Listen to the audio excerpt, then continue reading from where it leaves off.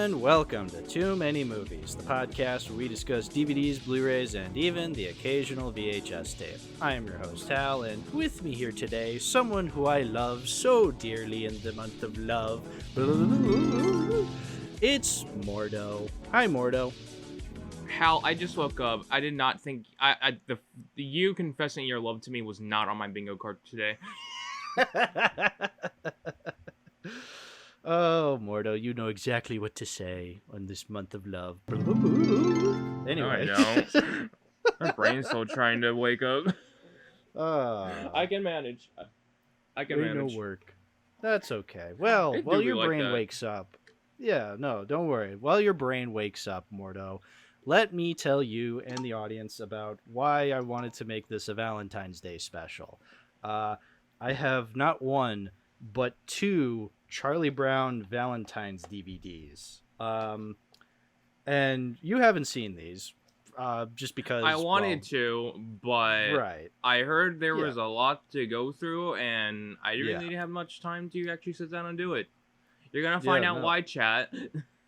Well, and you know what? The other thing too is that these things are hard to find. I found out. Like I was trying to research where to find these cartoons, and they're not easily accessible to find. Like you don't just find them on Netflix or Hulu or Vudu. No, they're not even on Tubi, man. And I think a lot of that has to do with the fact that Apple, those greedy fucks, do kind of own Peanuts as an IP, and so a lot of the Peanuts specials are exclusively on Apple TV, which sons of bitches.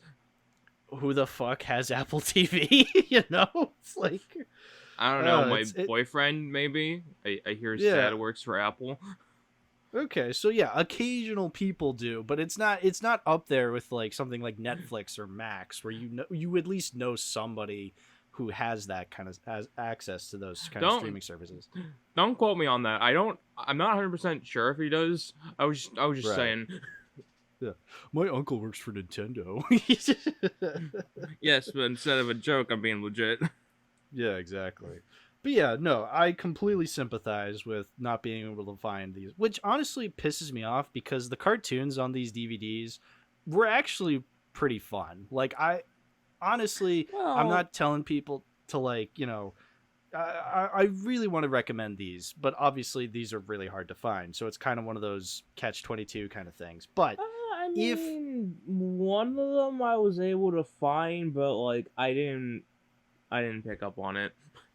Right, exactly. But you know what? If people are ever able to find these, I highly recommend to watch them. Obviously, don't go out of your way to find them if they're not, easily accessible, but if at all possible, I highly recommend these.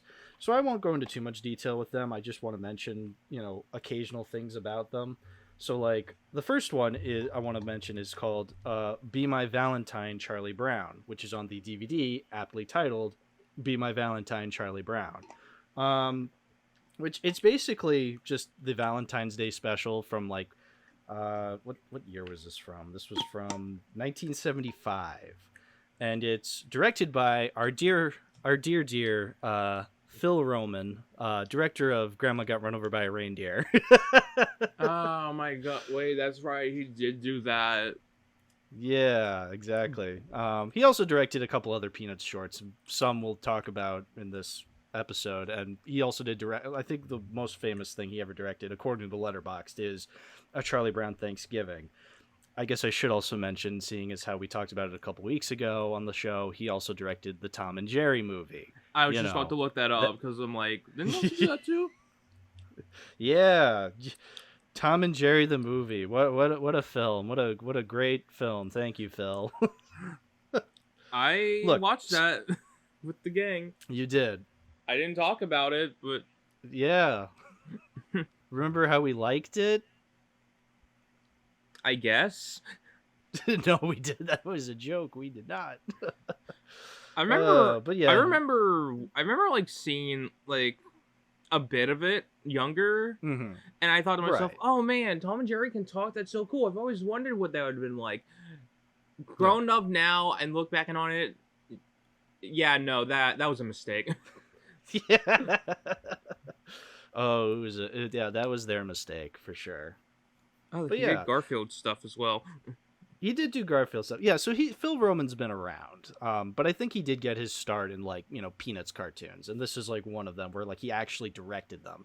Because I did also notice he was like he was like an animator on like some of the early ones, but I think this is when he was like starting to really start to like actually direct them, like actually be in charge of production with them. Look, suffice it to say, Be My Valentine, Charlie Brown is much better than the Tom and Jerry movie. Oh, that's it's a very good. wholesome. Yeah, it's a very wholesome cartoon, and it's honestly, of the Peanuts shorts I've seen, because I haven't seen all of them. I've only seen a select handful of them. Of the ones I've seen, this is the one that actually has another character that isn't Linus standing up for Charlie Brown.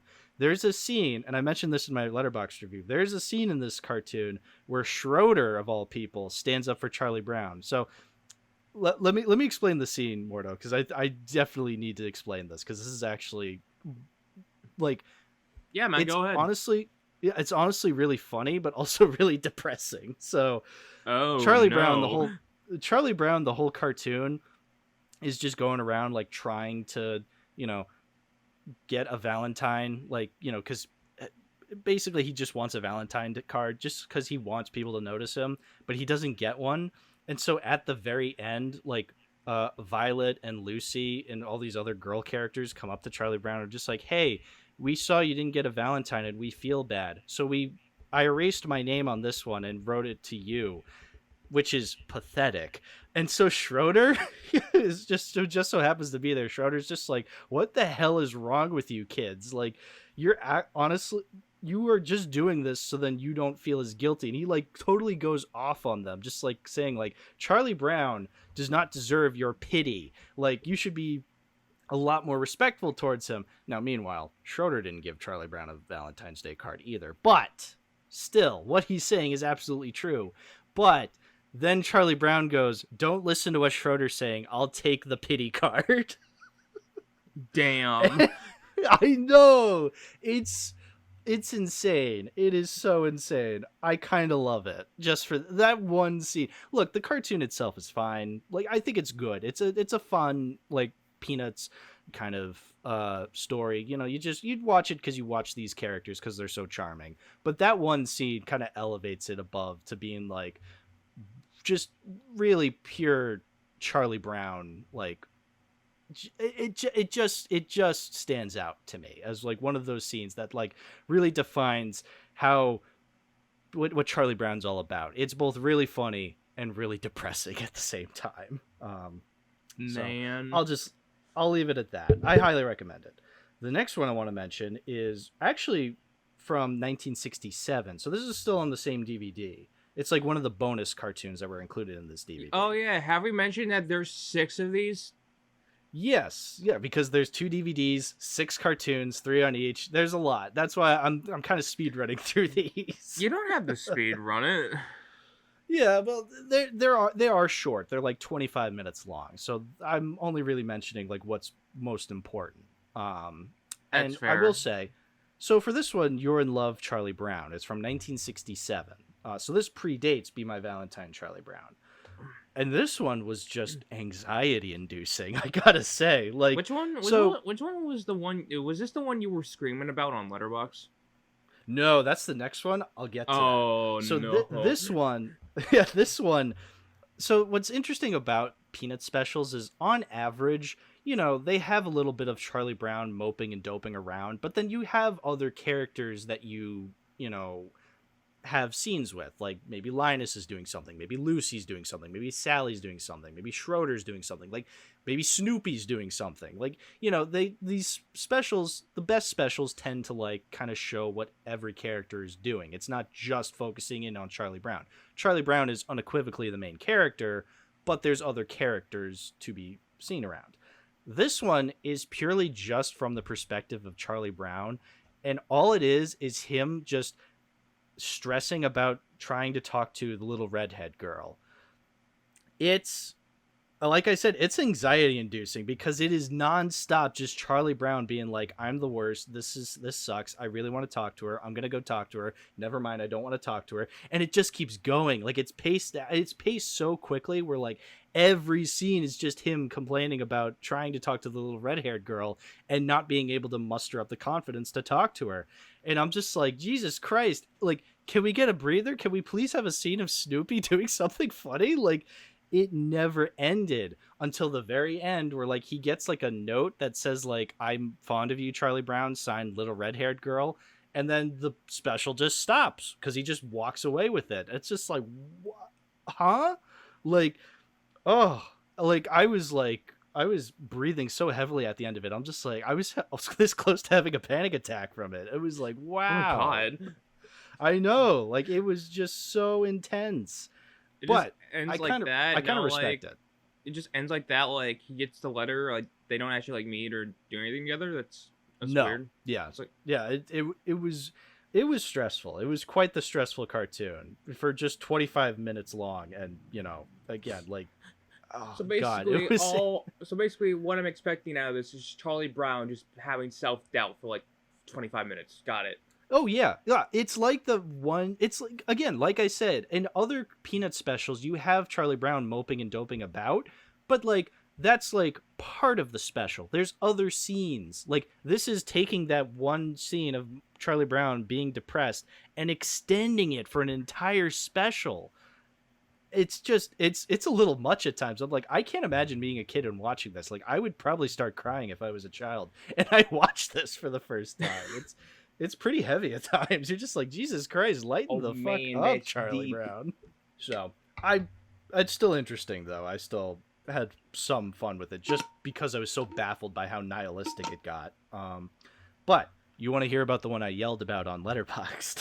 Yeah, because that was scaring me. I'm just like, oh God, how do I back out of this? So yeah. It's Your First Kiss, Charlie Brown from 1977. This one's also directed by Phil Roman. So basically, goody. This one, I know, you just keep hitting those home runs, Phil. So this one is basically about Charlie Brown and the gang, like hanging out at like the homecoming football game. Like, you know, the kids are having like a homecoming football game, and then they're eventually going to go to the homecoming dance. And so the little red-haired girl, who's actually named Heather in this one, she's like the homecoming queen. And what Charlie Brown has to do is he's like an escort for her. So like after the game, he has to escort her onto the dance floor and then like give her a kiss or something like that. Like that's why it's called It's Your First Kiss, Charlie Brown. You know, that's not the part that pissed me off. The part that pissed me off is that so the majority of it is about the kids playing in a football game against like I don't know, whatever the fuck the other team was. So Charlie Brown is the kicker, and you know the one of the most classic Peanuts jokes is Lucy and Charlie Brown are in a field, and Lucy, you know, tells Charlie Brown to kick the football, and he goes up, tries to kick it, but she moves it at the last second, causing him to fall on his ass. That's a classic Peanuts joke, right? I'm sure you're familiar with that. Oh, yeah, of course. Everyone is. It's like an iconic running gag. Exactly. They keep that running gag during the game. What? So, yes, in the short, Charlie Brown is the kicker for the football team, and Lucy's the one who holds the football, and she moves it every time he tries to make a kick, and everybody gets mad at Charlie Brown. Now, I know this is a cartoon meant for children. I shouldn't be overthinking it, but this pissed me off so much because, look, here's the thing. When Lucy does it, you know, in something like Great Pumpkin Charlie Brown or Charlie Brown Thanksgiving, it's done so as like the cold open, or it's like, you know, just a little scene that happens in those cartoons, but it's during when the kids are just hanging out, when they're just doing nothing. Like Lucy's just doing it to mess with Charlie Brown. This is a game that they're trying to win, and Lucy's still messing with Charlie Brown. But that's not even the part that pisses me off. It's like, okay, Lucy's being sociopathic towards Charlie Brown. Nothing new. But the kids shit all over Charlie Brown. They're like, Chuck, why did you miss that kick? Chuck, you lost the game for us. Because they do end up losing the game. And it's because Charlie Brown doesn't make a kick. But again, Lucy was the one. Yeah, she was the one who pulled the football out of his way so that he couldn't kick it. Why are people getting mad at Charlie Brown? He had nothing to do with it. And it just, that infuriated me because, look, I get it. The point of Charlie Brown is that, life's kind of rough on him. And sometimes, and we'll get to another cartoon later on where it is entirely his fault as to why life is rough towards him. But the majority of the time, it is never his fault. It's just circumstances. But here, you cannot tell me that kids would watch him try and kick the ball and then get mad at him when Lucy so clearly pulls the ball at the last second. And you want to know what's even makes me extra pissed off about this? Lucy at one point calls Charlie Brown out. It's just like, why did you miss that kick? It's like, bitch, are you for real? You know what? Shit like this makes you want to kick down a sliding door window and break it. How very apt. We'll get to that later, chat. We'll get to that later. Look, suffice it to say, that part just infuriated me. I was like, Jesus Christ, like, I can't believe the creators of this cartoon expect me to believe that people would actually be mad at Charlie Brown. And Lucy of all people. Like, it just makes no sense. I severely just do not buy that.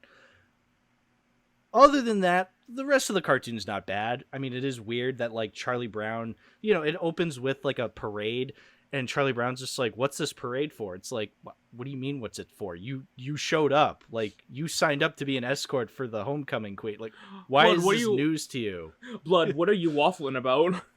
Yeah, he really did have a condition in this cartoon.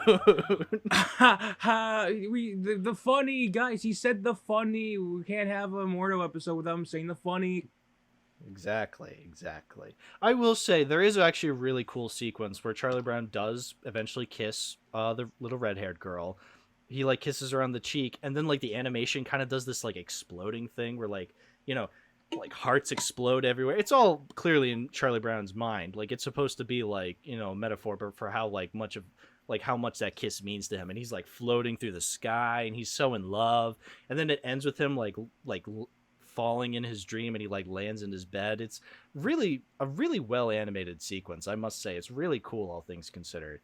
It's just also in this cartoon that has a severe lack of logic when it comes to shitting all over Charlie Brown. So yeah, suffice it to say, as many problems as I probably have with some of these cartoons on this specific DVD, I thought it was pretty cool. So do you want me to move on to the other DVD? Pretty cool. You were just ranting about it. What?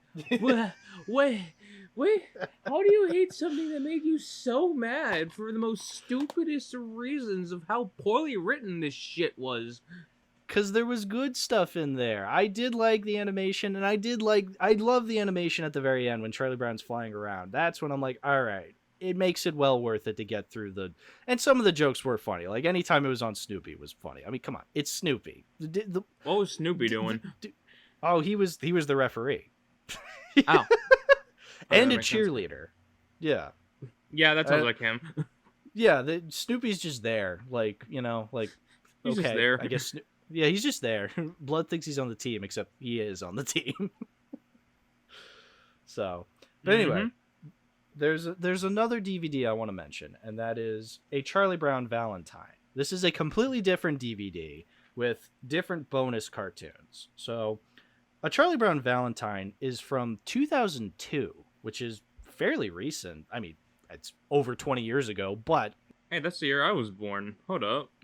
Ooh, look at that. What are the odds? It also 2002, the year that Punch Drunk Love came out, but we'll get to that.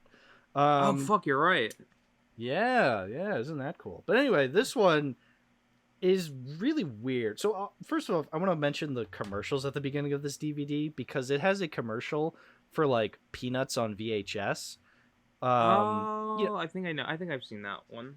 Yeah, it's played before like a bunch of like Paramount and Nickelodeon DVDs. Like, you know, it also has this commercial for Charlotte's Web 2, which I remember watching a lot as a kid. Oh my god, I remember that trailer, and I think I've never seen that film. Yeah, I don't think I've ever seen Charlotte's Web 2. I barely remember the first Charlotte's Web, so like I honestly could not tell you. I've probably seen the Charlotte's Web 2 trailer more times than I've actually seen the first Charlotte's Web. So make of that what you will. But I just want to mention this like Peanuts commercial.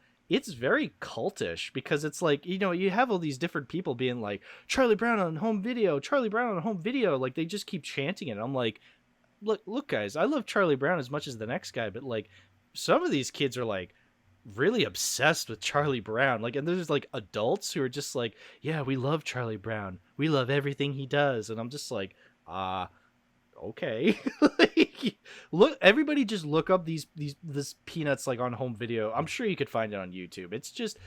It's weirdly cultish. I don't know. People seemed a little too obsessed with Charlie Brown in that commercial. It was strange. I just want to mention no, go ahead. Yeah, I should mention at a time, like when it came to physical releases of Charlie Brown specials, they were released under Paramount. But I remember finding the Valentine's DVD under Warner Brothers at Walmart recently, so I could have had access to some of the specials, but I didn't go for it. I had to buy a fucking film for next week's Wheel Night. Oh, I'm so looking forward to that one. Hell yeah. Hell yeah. No, I agree. That one was far more important than any Charlie Brown Valentine DVD. But regardless, I just want to mention, I think this one I probably have the least to say about, a Charlie Brown Valentine, the one from 2002, because it's weirdly just a remake of, you know, well, here's the thing. It's weirdly a remake of all the cartoons from the other DVD. So, like, obviously it's kind of its own thing, but it has elements that we literally saw in the other cartoon. So like I said in my Letterboxd review, you know, Charlie Brown is stressed about having to talk to the little red-haired girl in this one, just like You're in Love, Charlie Brown. Everyone's running around prepping for Valentine's Day, like in Be My Valentine, Charlie Brown. And then there's a school dance that takes place at the end, much like It's Your First Kiss, Charlie Brown. So it's literally just remaking aspects from these other cartoons. And I guess it's interesting because it's kind of all in one cartoon, but again, it's just callbacks at the end of the day. Like they even sneak in like a callback to a Charlie Brown Christmas because they have Sally go, "Don't you know sarcasm when you hear it?" which is a line that Charlie Brown said in a Charlie Brown Christmas. So it's just like, okay, what does this have to offer that's original, you know? Because it's literally just remaking what already happened in other cartoons. So it was just weird, but I mean, it was fine regardless. Like, if I watched this on its own, I'd probably still get something out of it. It's fine. But it's probably the one I have the least to say about, so I'm moving on. Fair. This one I want to mention, so the bonus cartoons on this one has There's No Time for Love, Charlie Brown, which is probably the one that has the least to do with Valentines and love. Like, it's basically about Charlie Brown and his friends going on a field trip to a museum, except Charlie Brown and Peppermint Patty and Sally, those friends, end up at a supermarket, and they think the supermarket is a museum. What? Which, yeah, no, it makes no sense. They're just like, oh, which way did the kids go? Did they go to the museum or the supermarket? They probably went to here, even though it's like, it clearly, well, first of all, what kind of a supermarket is right next to a museum of fine art? Like, huh? Like, who came up with that in engineering? But like, they walk into a grocery store and they're just like, wow, is this modern art? And I'm just like, what? Do you not know how to read? Like, does nobody in this universe read? Like, well, we have adults in this universe that just go wah wah wah wah wah. So, you know, anything's possible. I guess so, but like, you know what? I think this it as much as it lapses in logic in this one, at least it does end with a really funny commentary because Charlie Brown is there on a field trip to write he's there to write an essay on, like, you know, art or something. And he ends up talking about it. He ends up talking about the grocery store instead. And so then his teacher gives him an A on his report because she thinks it's like, you know, really quite insightful that he compared an art museum to a grocery store, which is honestly a really good commentary. The fact that they couldn't tell the difference between modern art and grocery store items. But the thing that makes it even funnier is that Charlie Brown did that on accident. So we all make funny. Happy little accidents. Yeah, exactly. It is funny just for that.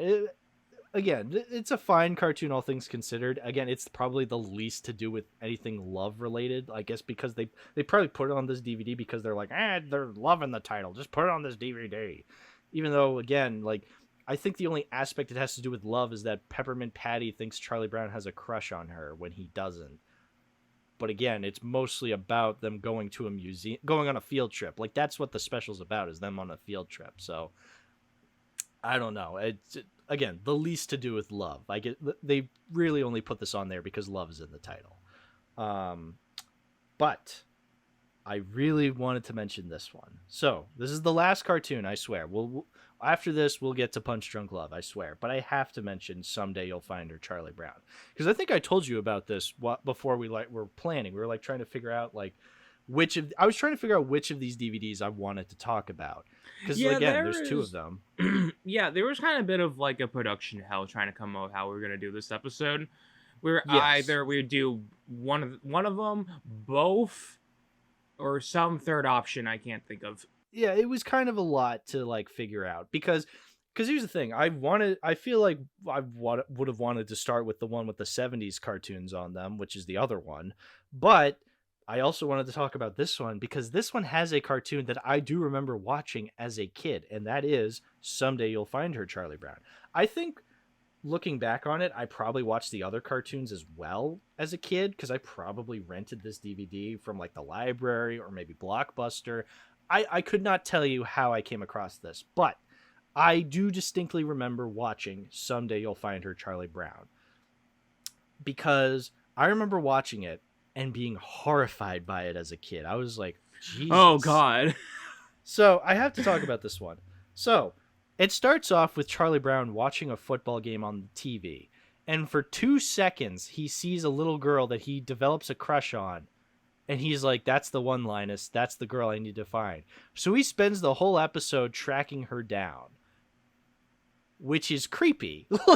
like oh, okay. Yeah, it is really weird that he sees a girl, obviously his own age, but he sees a girl on the TV and he's just like, Linus, that's the one. I'm so in love with her. And it's just like, okay. But even, well, the what? You know, besides all that, that's creepy. But I guess it is kind of interesting seeing them go from location to location to try and find this person. You know, I kind of like that. It's kind of like a mystery. Like, oh, how are we going to find this person? But like the whole special, Charlie Brown is a dick. Like, he is so rude towards Linus. And he is so cowardly because, you know, Charlie Brown is not the most sociable character. That's pretty in line with his character. He, you know, in other cartoons that I've talked about, he's afraid to talk to the little red-haired girl. Like, you know, that's nothing new. But the fact that he's so rude towards Linus, they come across different girls that he knows is not the girl he saw on the television, but he's like ruthless to these girls. He's just like, no, that's not her. She's not pretty. She's not the one for me. And I'm just like, Jesus Christ. Like, this is the most petty and most like bitter I've ever seen Charlie Brown. It was honestly horrifying to see. Like, rewatching it, it was horrifying to see because as a kid, I just didn't understand what was happening. I was just like, oh, they're going on this adventure. And the ending is what really fucked with me because at the end, they do find the little girl. And wouldn't you know, she has a blanket, just like Linus. So her and Linus really hit it off. And I remember being, oh my God. I know, yeah. Well, that's the thing is like Linus is the one who's like going up to adults, going up to these girls at their front door being like, hey, my friend, he really likes you. And then it's like, no, like he's the one who's actually the most active, actually putting himself out there. So by the end, he is rewarded with the fact that, yeah, he actually gets along with this little girl. And what I also Charlie got he really did. I also want to mention this one is probably the only Peanuts special I've ever seen that actually has on-screen adults because oh wow.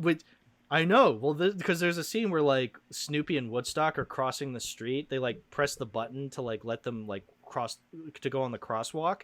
And like you see adults in their cars like screaming at like you actually see adults like waving their fists and screaming at Snoopy and Woodstock as they cross the street, even though they have the right of way because there's a red light. It's like, okay, you didn't have to have adults screaming at Snoopy, but for some reason they did. And it really takes you out of it because you're just like, isn't the point of Charlie Brown is that we don't see the adults? Like, what? Did they even like speak at all, or do they just go wah wah wah wah wah? No, they don't even have trombones. They just have like murmurs. They're just like like basic cartoon murmurs. But yeah, no, this one not only does it have adults, which makes it infinitely cursed, but like the fact that like Charlie Brown is such a dickhead in this one, and he's so petty and so bitter, and then by the end when Linus rightfully gets along with the girl more than he ever could, Charlie Brown is left like even more bitter. He's just like, he's angry at Linus. He's just like, how could you do this to me? How could you betray me? And I'm just like, dude, this is your own fault. And to me, this was like the most miserable Peanuts special I have ever seen. Like, this feels all out of character for him. Like, it feels like, because most specials, it's supposed to be everyone around him that's the dick character. Okay, well, most of them are. But then the roles reverse, and it's just, I don't like this. This shouldn't be right. This is out of character. Yeah, like I've said, yes, the point of Charlie Brown is that life is kind of miserable for him. But you can't really blame him because sometimes he is a little cowardly, but at the end of the day, everyone around him, not everyone, but like most people around him are huge dicks to him, so like it kind of puts him down. But this one, it is 100% his fault as to why he doesn't get what he needs at the end. Like, he gets exactly what he deserves, and that is karma, bitch. You were too cowardly, you were too petty, you were rude to your friend, and you got no girl at the end. Because guess what? You were a piece of shit. Like, it is the one time I've ever seen Charlie Brown act so miserable. Like, it was hard to watch at times. You're just like, oh, it hurts. But honestly, and like I said, I watched it as a kid. It really, like, haunted me as a kid, seeing like Charlie Brown go through this whole escapade and for it to be for nothing at the end.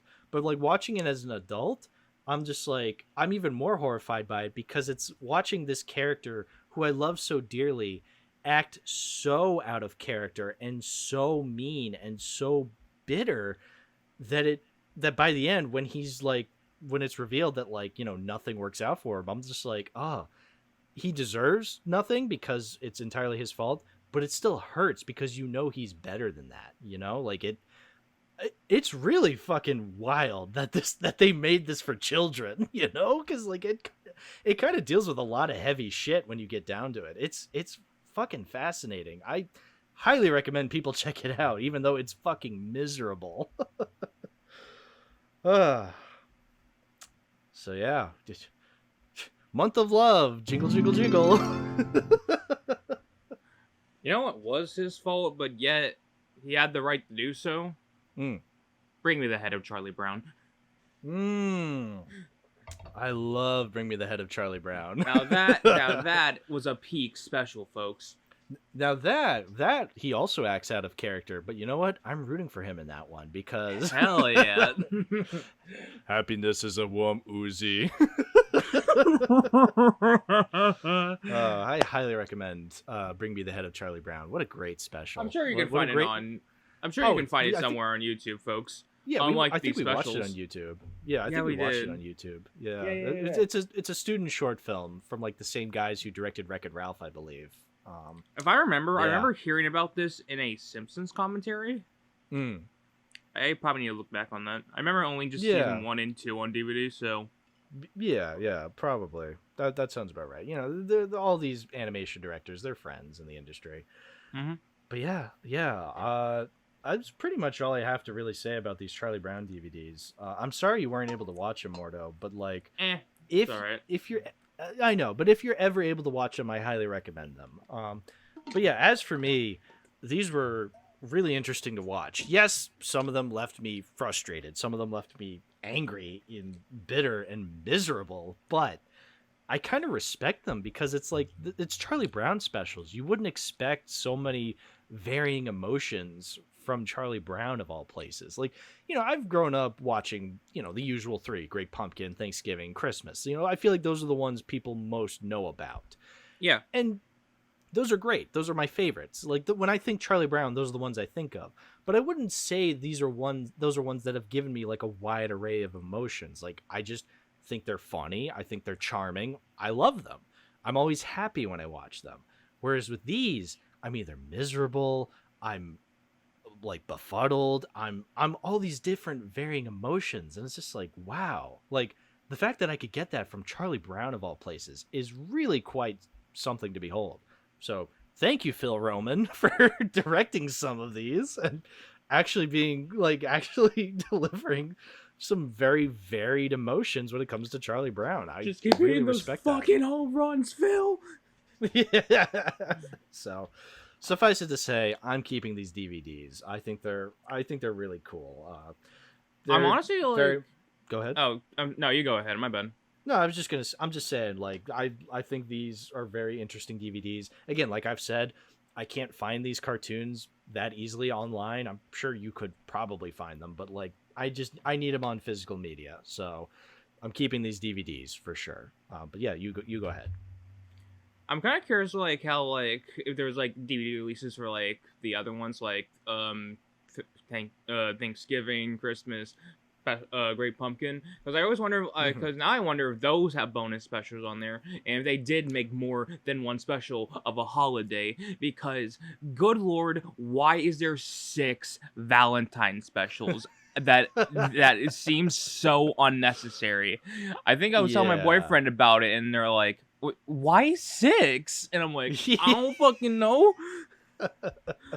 Yeah, well, like I said, I think some of these have very little to do with Valentine's as a holiday. They just have to do with love. And even then, There's No Time for Love, Charlie Brown, that's more about a field trip. Like, that barely has anything to do with love. I think it's just, you know, association. But yeah, no, well, to answer your question, there are DVD releases of Great Pumpkin, Thanksgiving, and Christmas that do have bonus cartoons on them because I own them. I have this box set that has like the DVDs of Great Pumpkin, Thanksgiving, and Christmas, and yeah, they do have bonuses. I think they they're all like and they're Paramount releases.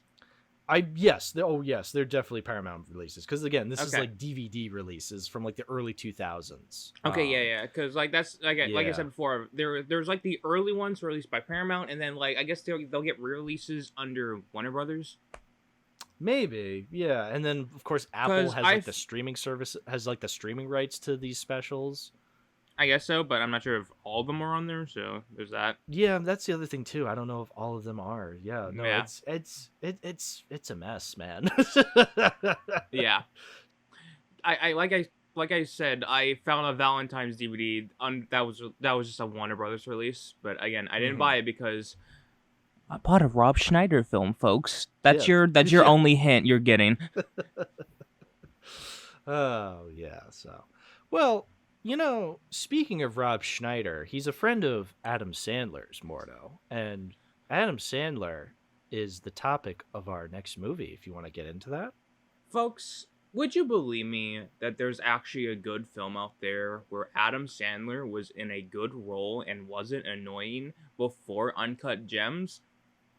It released in 2002, and it's called 8 Crazy Nights.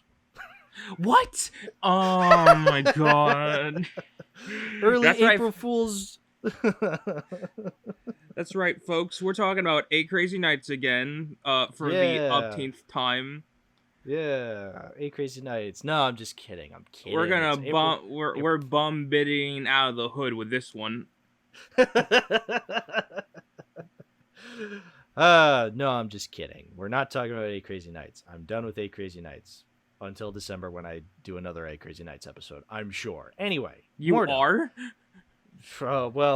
Actually, before we get into Punch Drunk Love, last episode, Aiden was just like, hey, you should talk about 8 Crazy Nights. I'm like, I already did. He's like, well, you should do it again. I'm like, oh, do I have to? God. Well, at least with 8 Crazy Nights, that had Rob Schneider.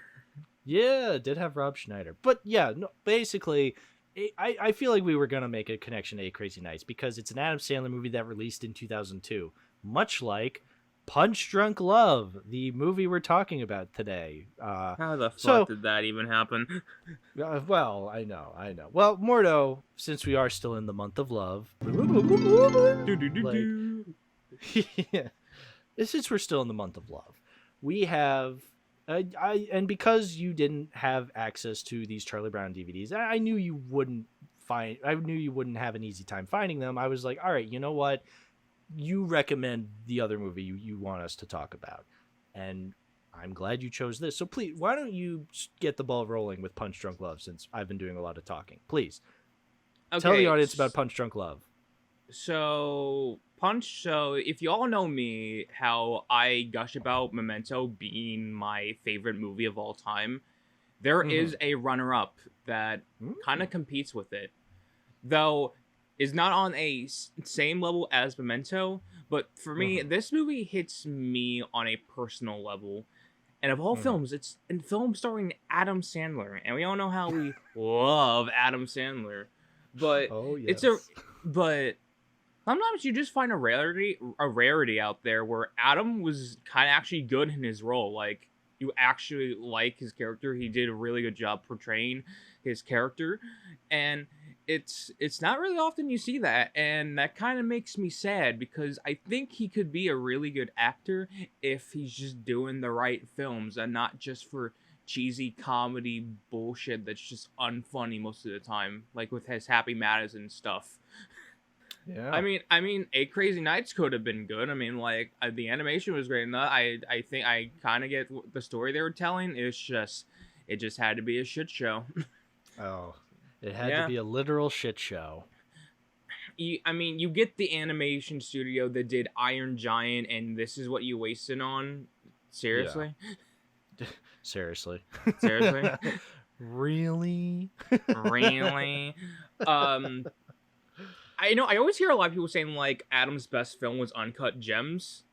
I have not seen Uncut Gems. I know a lot of people like it, and I know Adam's good in it, but here I'm just like, okay, that's cool and all, but, like, I have a better film where he's good. I don't think most people talk about, and that being Punch Drunk Love. So, well, it's interesting because I do think saying Uncut Gems is like Adam's best role is more of a modern sentiment. I agree. I think that is, it's said a lot more nowadays, but I will say, I think for the, like, before Uncut Gems was even a thing, I think this was the one thing that people pointed to. They were like, Punch Drunk Love is like Adam Sandler's only good film, which now we have 2 only good films, which is, I mean, is better than none. I will say that. But yeah, no, I think you're right though. Now that Uncut Gems has kind of, taken the spotlight, a lot of people are, kind of dethroned it. I will say I am one of those people that does prefer Uncut Gems, but that's mostly because, I'm not saying that because of Adam Sandler. I love that film because of the Safdie brothers. Like, I'm a huge fan of their work. So I tend to really relate more to that film than I do Punch Drunk Love. Now, with that said, Punch Drunk Love, holy hell, like, what an excellent picture. It was so good. It is worth the hype. Like, it's it's one of those films that a lot of people say the same things on. They say, like, oh, this is Adam Sandler's best role. Isn't Uncut Gems also on Criterion Collection? Uncut Gems is on Criterion, yes. I don't own the Criterion. I own the Lionsgate Blu-ray because, well, Lionsgate. How can I not? Hell yeah. No, I guess that's the the 2 only good Adam Sandler films, and they're both on Criterion, folks. Go buy it if you haven't. Yeah, exactly. But yeah, no, Punch Drunk Love is very much like one of those very special films, not just because of Adam Sandler being very good in it. I think there are multiple other reasons as to why Punch Drunk Love is very, very good, but we'll get into that. You were going to say something? I do not own the Criterion version of Punch Drunk Love, but I do want to someday. I own the original like DVD release of it, which I kind of do want to talk about. Dope. Yes. So I think one thing I've learned when it comes to discovering films, here's a fun fact, folks. But sometimes I kind of just like looking up DVD openings. I kind of like looking up DVD openings because I just want to see like, oh, I wonder how this movie like boots up. What's his menu looking like? Is it like a good early 2000s DVD I should probably check into? And I think Punch Drunk Love was like one of those films, and I think Memento, because again, sometimes I'll just find films I really like on accident. Mm-hmm. It just happens. I don't know. So yeah, I watched like the DVD opening of that, and I like how it's definitely different. It kind of feels a bit different from like other Sony Pictures DVD releases, because like it opens up with like the R rating screen, and then like it proceeds to the Columbia TriStar Home Entertainment logo, but like instead of hearing that jingle, it's completely dead silent, which was like weird. There's not often you get like a variant of the logo where it's just like different. One I can think of, I think a different variant I can think of for that logo is the Final Fantasy Spirits Within DVD of all things. That one was cool. Yeah, that cool. Movie. Yeah, that had a cool variant, but I know a lot of people who don't like that movie. But yeah, it was just it opens up silent. It was just interesting, FBI warning, stuff like that. Then we get to the DVD menu, and in the DVD menu, it goes through like the variants color visuals that the movie has. I think that's I think that's a really cool. I love the color visuals. They're they're so pretty.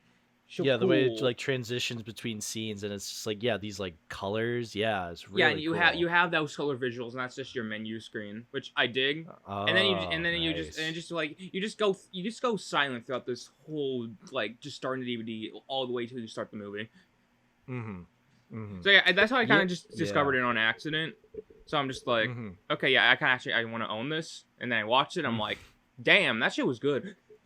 Yeah, and it comes with a very good movie attached. Isn't that fun? Well, it's interesting, because I remember when we talked about Panic Room, and you talked about like how interesting that special edition DVD is. Which, by the way, since we last talked about that film, I actually did buy the special edition DVD that you told me about. I even popped it in to check it, and yeah, the way you were describing how the menu goes, how it like starts at the Columbia TriStar logo, and then it turns into a blueprint of the building. I'm like, oh. He was right. The hype is real. Like that was really cool. It's definitely like I definitely like owning DVDs when it comes with a cool variant. I'm just like, that's a cool ownage. Yeah, I think Panic Room was another film I just found just like out of discovery about a DVD opening. Yeah, no, it's really cool when a physical release actually gives a shit about, presenting the film, that is, I think you were telling me about how Unbreakable has like an FBI warning that like just breaks through. Yeah, I mentioned that on the episode. Yeah, where like it starts off with the FBI warning being like, do not pirate, or I don't know, whatever the fuck that FBI warning is. I never care to read it. And then it just like starts to crack and just every breaks. Yeah, and then it breaks because it's glass. Like, yeah, it's really clever. Like, again, I love shit like that, which is why I hang on to DVDs. I know I could upgrade these movies to 4K or Blu-ray, but it's like, no, I want to keep these DVDs because they're that unique. They're that interesting. Like, thought was put into packaging these films. Hell yeah. So, yeah, and this sounds like a really cool DVD. I don't own Punch Drunk Love, but like I do definitely need it on a physical release. After watching it this time, I'm just like, oh yeah, this is something that definitely needs to be in the collections. Whether it's a Criterion or that interesting DVD you're describing, I don't care. There is a third option. There is a third option to own it, and I think it's for 4K. But the only way you can get it is through the Columbia Classics collection.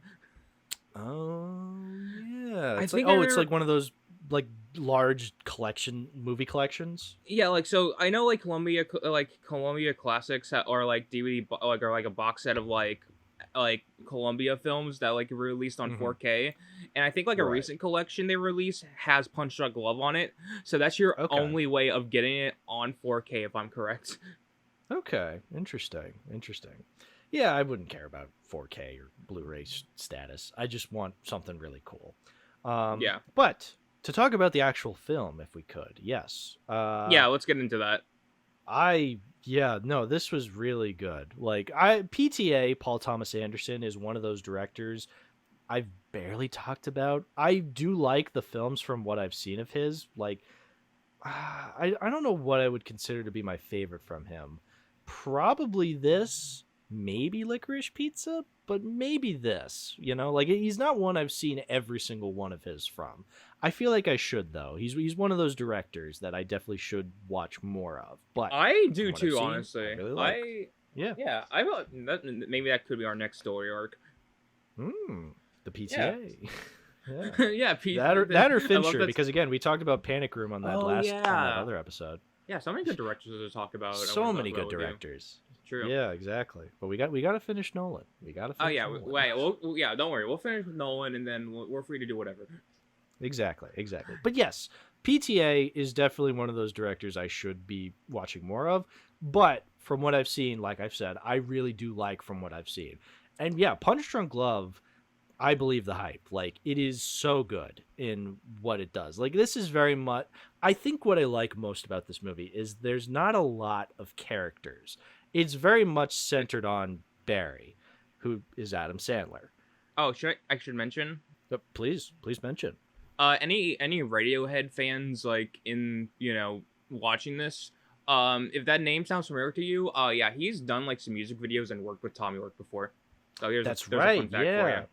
Yeah, he also directed a Radiohead music video. I think it was called Anima. I think that was like the first thing I ever saw of PTA's back in like 2019, if I'm not mistaken. Yeah, wait. Let's see what music videos he's done. I'm gonna go on Wikipedia, but you can go ahead and keep talking.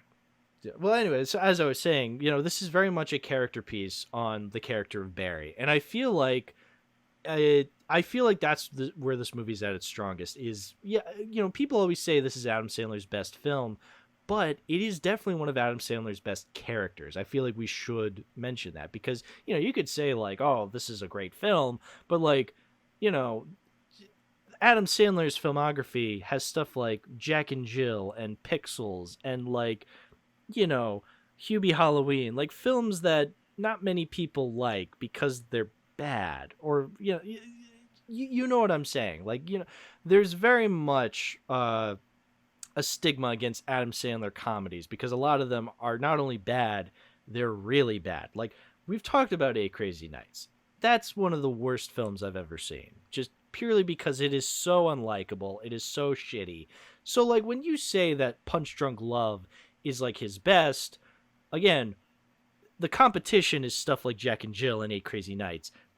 This movie could also suck. And, you wouldn't know because the bar is so low when it comes to the competition.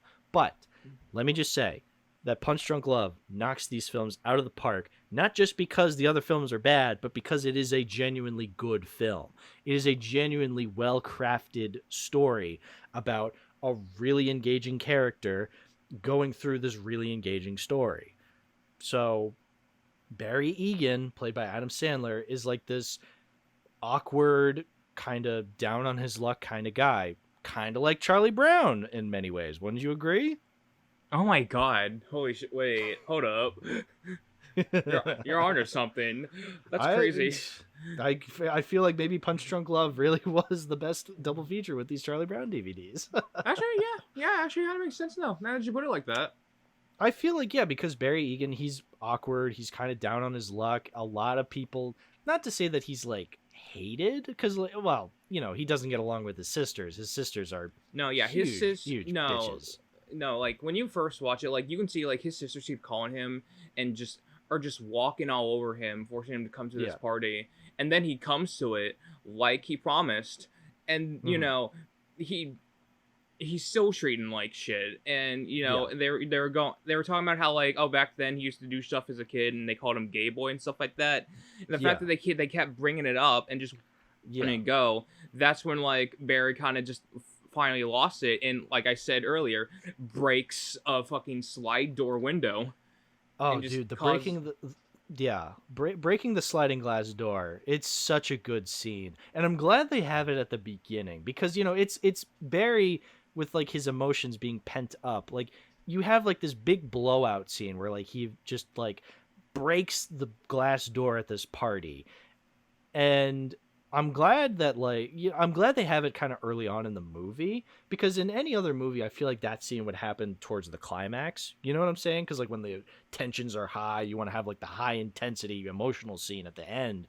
But like no, they save it for the beginning, and I feel like that makes it a little more interesting because it's like the high intensity of that emotional scene, but it's also what kicks off the story because then it's like then he's kind of on this path to like find acceptance, find love, find belonging, I would say, just because he's a very sad individual, as he says to the dentist character. He's just like, sometimes I cry a lot, like, and I hate myself sometimes, like, yeah, no, it's very very like emotionally charging dialogue, but like I feel like Adam Sandler delivers it beautifully. Like the way he says it feels so real. It's not over emotional in the way he says it. He kind of says it matter of factly, and I respect the hell out of that because then it's like, okay, I'm able to take it more seriously.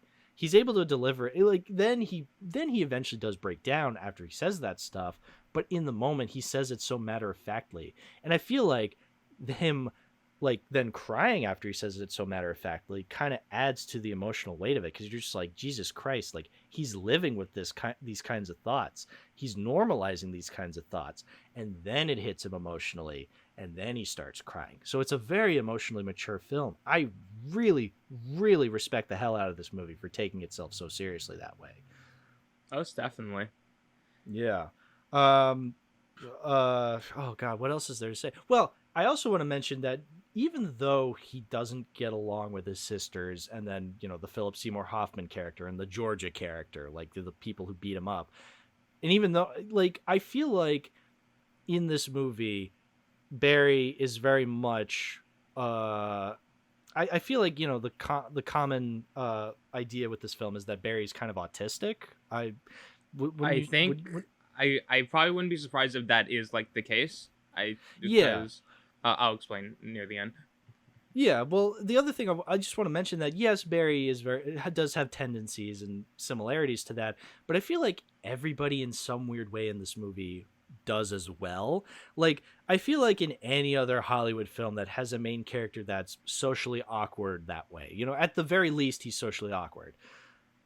They would have like every other character be like this, like competent, all on top of everything, like normal, like relatively, I say that in quotation marks, normal, but like it would be so unrealistic. I feel like every side character in this movie has a little bit of socially awkwardness to them as well. So then the world feels a little more fully realized. When Barry talks to his sisters, like especially his one sister, what's her name? I think it's Elizabeth. That's the one sister we see because he has like 7 sisters, but we only really get one of them, I would say. That Elizabeth character is honestly just as awkward as Barry is. I don't know, because like the way she like talks to Lena, because when she talks to Lena, she's just like, he's so weird, we shouldn't be here, like the way she kind of talks is a little like socially awkward, like she doesn't understand like how to fully talk to people. When she's like talking to Barry, like when she's talking to Barry on the phone, she's like, you have to go to that party, why, like, and then he's just like, hey, I'm chatting with someone, and she's like, why the fuck did you say chat? Like, you know what I'm trying to say? Like these characters have like such awkward conversations that it really just makes it feel more real, and I really appreciate that. Like I feel like if you had her like relatively normal, like she had like she spoke kind of normal, and like Barry stood out more, it would just feel kind of awkward. It would just feel like forced in that kind of way, like, oh, Barry's different, huh? It's like, no, I feel like Barry is different, but he's still a person, much like every other person in this movie is a person. These feel like real people. You know what I'm trying to say? I feel like I'm rambling, but you know what I'm you're saying? fine. Yeah. No, yeah, but like I know, like I guess when I'm going to just like his sisters like talk down on me, like part of it just like was really like irking me. I'm just like, dude, can you fucking realize that he is working? Why do you make this? Why do you make this complicated and like? Yeah, why are you bothering him at work? Yeah, Yeah, why are you calling him? Like it's annoying. He's like, oh, you're chatting. Yeah, I'm like, yeah, he's chatting with someone. He's at work. Very Don't you fucking do that, bitch? Yeah, it's very much like, yeah, everybody in this movie is socially awkward, and I feel like the movie pointing that out or makes like it far more engaging. Or like the one scene we were talking to this other one where it was like, oh, I'm working, and I'm like, and she's like, okay, but what are you doing? And he's like, I'm working. I'm talking to you on the phone. I'm standing. I'm talking to you on the phone. I'm working. Don't you? You cunt. Yeah.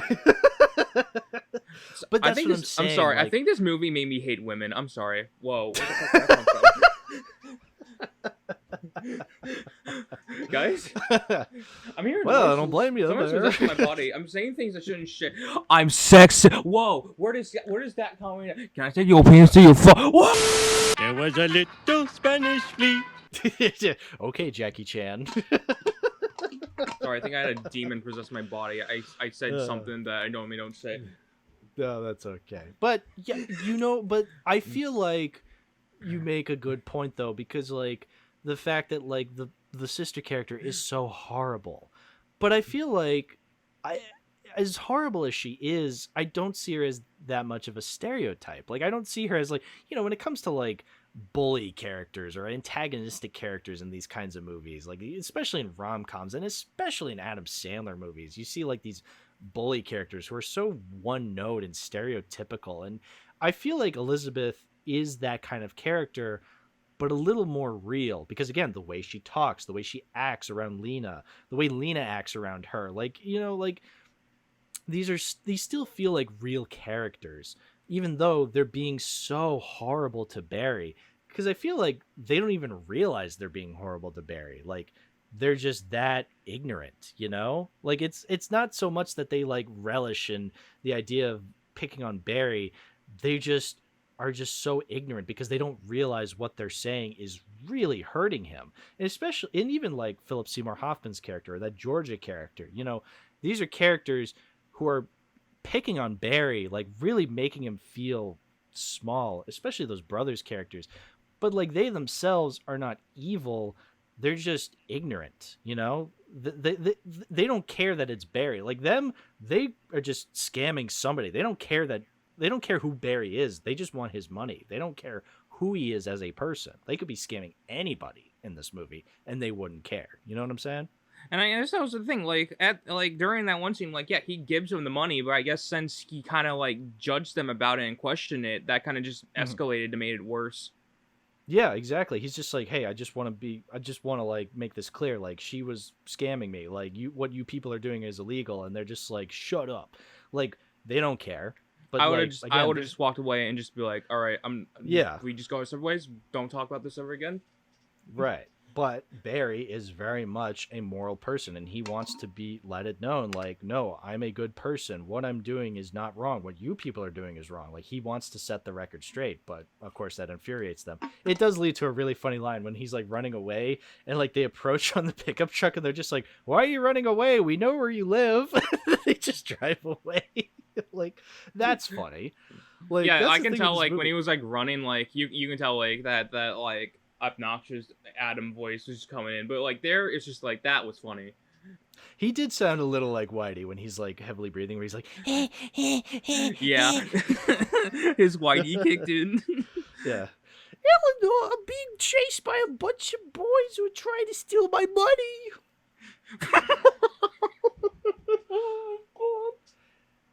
Whitey, why are you wearing that same blue suit? Can we get a Punch Drunk Love remake with Whitey as the main character? Ooh, now that would make $1 gazillion. Hold on, wait. I think that the director's on Twitter. I gotta hit him up. Hey, I got an idea for you. Yeah, I gotta call Adam Sandler. Here's how to bring back Whitey. Yeah. But yeah, no, I think that's that's like even though every character is socially awkward, even though, you know, even when they do horrible things or they're doing nice things or what, you know, let's talk about Lena. Actually, she's a socially awkward character, but she's like, you know, best case scenario socially awkward, because she does things that are like a little on the weird side. Like when he's walking, like when he after he like walks her to her apartment after they went on like a date, he like walks down to the lobby, and as he leaves, the concierge is just like, "Are you Barry?" And he's like, "Yes." And she's like, "Telephone." And he answers the telephone, and it's Lena. And she's like, "Hey, I just wanted to call to let you know that I would have kissed you." And he's like, "Okay." And then he runs back upstairs to kiss her. It's like, yeah, you know what's funny? Like when I saw strange. that scene, I feel like I imagined that Barry's anxiety kind of rised up, knowing that there's a phone call, and he might think it was Georgia again, like threatening him. But I think just hearing this is Lena, I think there was just that sigh of relief in him. Oh, that's what I like to think.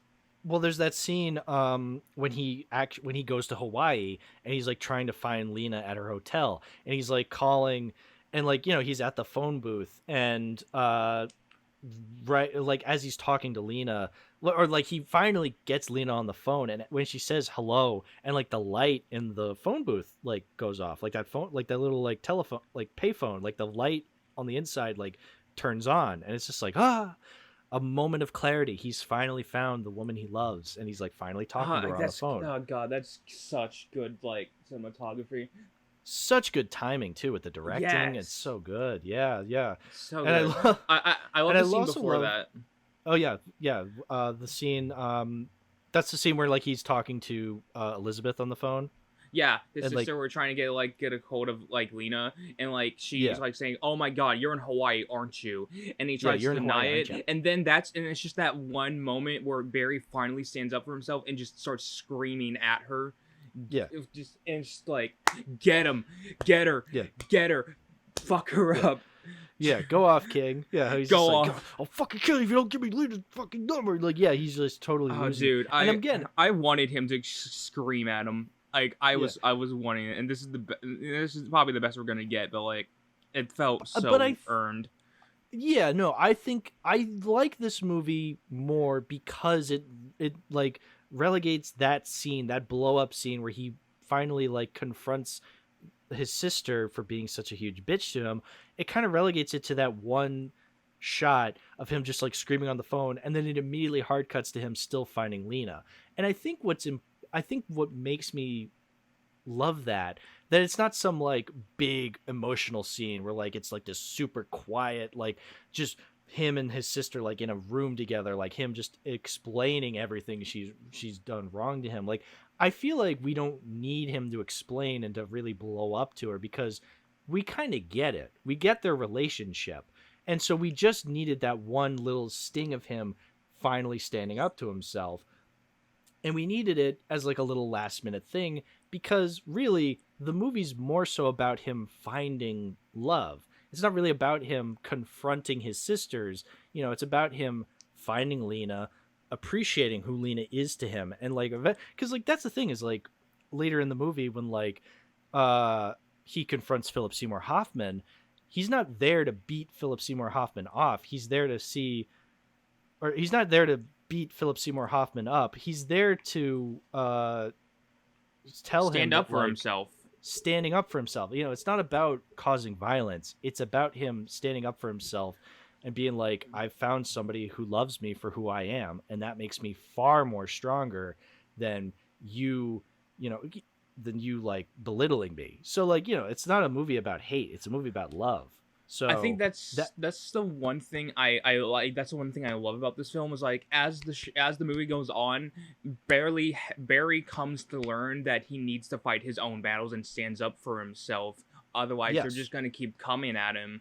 And the fact that, you know, he, after knowing that so when they got back home from Hawaii, you know, those brothers of his kind of hit his car, and Lena's head was bleeding, and that's what kind of just drove him into a rage. She just beat him with some sort of it was like some sort of like crowbar, metal pipe, one of those things. It's like a crowbar, but like it's like a crowbar for like your car sort of thing, and yeah, then or like yeah, it's like the jack that they use for like yeah, yeah, dude, that yeah, was yeah, just that was also just warring to see, just him finally just finally letting it out and like oh dude, kicking their asses. It's just like, ooh, ooh.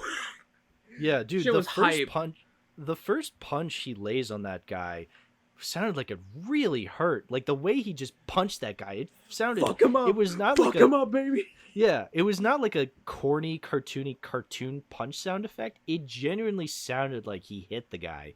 Like really good sound design on the fighting. Like holy crap. Like, and this isn't an action movie. Like this is a rom-com. So like the fact that it has really good sound design in the fight scene is just impressive. Like that just shows you how much of a meticulous director PTA is. Like he knows what he's doing. Like, oh, so good. Yeah, no, but that's the thing is like that one scene is probably him just like going all out, like actually, choosing violence in that sense. But Yeah, even and then, and like, that, and then of course, going all the way to Utah to stand up for himself against Mattress Man. oh, so we got to talk about the lead up to that though. So like, yeah, he's in the hospital. Oh yeah. And so then he like walks away to go back to his office to call Philip Seymour Hoffman's character. And he calls Philip Seymour Hoffman's character, which leads to Philip Seymour Hoffman. Philip Seymour Hoffman. Oh God, what an actor that was gone too soon. Like, like so good in this movie. Oh yeah, he was great. And he has like this big blow up scene where he's just like, shut up, shut up. Like the way he says that is so good. He's so loud and boisterous, and like he's just like, you're nothing but a pervert. It's such a good scene. Yeah. And then that leads Barry to like just walk away with the phone still in his hand, and he walks away with the cord on him. And he kept it on him, and then he went back to the hospital to check on Lena. Lena's been discharged, and so then he goes all the way to Utah, still with the phone in his hand, and he walks into the mattress store, and he's just like. And he confronts Philip Seymour Hoffman. You think he's gonna beat him up, but again, like I said, he's there to say, I'm far more stronger because I have someone in my life who loves me. I'm not strong because you're belittling me, because you're calling me a pervert, because you're like, trying to ruin my life. Like I'm strong because of this woman. Please leave me alone. And then Philip Seymour Hoffman's just like, you know what? You've caused enough trouble. Go away. And then he walks away, and then there's that part where Philip Seymour Hoffman goes like, you fucking pervert. He's just like, what did I say, and Philip Seymour Hoffman's like, no, that's that. You just want to give him one more fuck you before he leaves. Yeah, just one more fuck you, in which case Barry's just like, fine, I'll take that fuck you. And then he walks away, and that's when he goes to Lena. And yes, he does admit to Lena. He's like, hey, well, he brings the harpsichord or whatever, the like tiny piano. Yeah. I guess that's the one thing I should like mention. Like, so at the beginning of the film, a random cab just drops off this harpsichord player. There is no reasoning behind it. There's no like context of who it belongs to. It was just dropped off there. And it's just kind of like the centerpiece of the film, because like I think like that's how like the soundtrack was played on or something like that.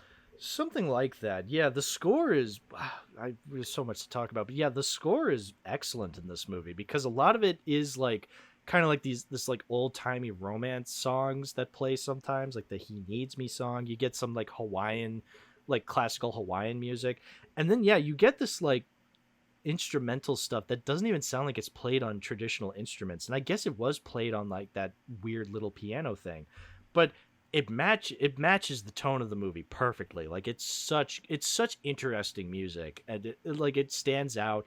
It sounds unique, but like a good kind of unique.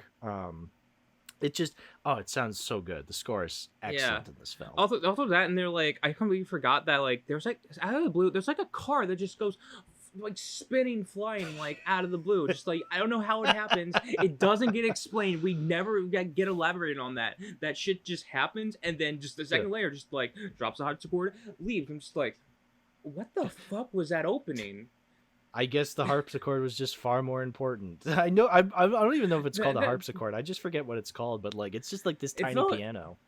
Yeah, it just felt like a big lipped alligator moment. Just like it's like the most like that intense car accident just happens, doesn't get elaborated on, and then you just kind of forget about it. Just like, well, that just happened. Big lipped alligator moment. Thank you. No, you're absolutely right though. It is a big lipped alligator moment. But yeah. So he brings the little piano to Lena's apartment. And he's like, "Listen, I'm sorry. Like, I'm sorry for leaving you at the hospital. Like, please forgive me. Like, I've fixed everything. And then he I just confesses want to be with you." about he called a sex hotline as like a way of coping, which kind of led him down into a scamming. Yeah. So he finally admits everything to her. Yeah. And it's also kind of interesting how, like, in the Hawaii scene, like, he also admits that I beat up the bathroom in that restaurant we were at. That was a great scene. Like, even just Lena retelling the story, she's like, yeah, your sisters have told me a story about how, like, they used to call you gay boy and you threw a hammer at the sliding glass window. And he's like, excuse me. And he goes to the bathroom and he just absolutely beats the shit out of the bathroom. I love how, like, everything. I love how, like, I love how, like, the mic kind of, like, pops when it kind of, like it gets, like loud and, like, distorted when he's, like, beating it up. Yeah, exactly. And then the manager comes up. He's just like, sir, did you beat up the bathroom? He's like, no. He's like, are you sure? Because he kept awkwardly, like, admitting that he didn't do it. Yeah, I didn't do it. I didn't do anything wrong. And then the manager even goes like, sir, I'm going to call the cops. He's like, but I didn't do it. Sir, I'm going to crack your head open. Okay, fine. He's like, all right, fine, let's go. And then even then when he sees Lena, he's just like, listen, I hate this place. Let's just leave. They leave.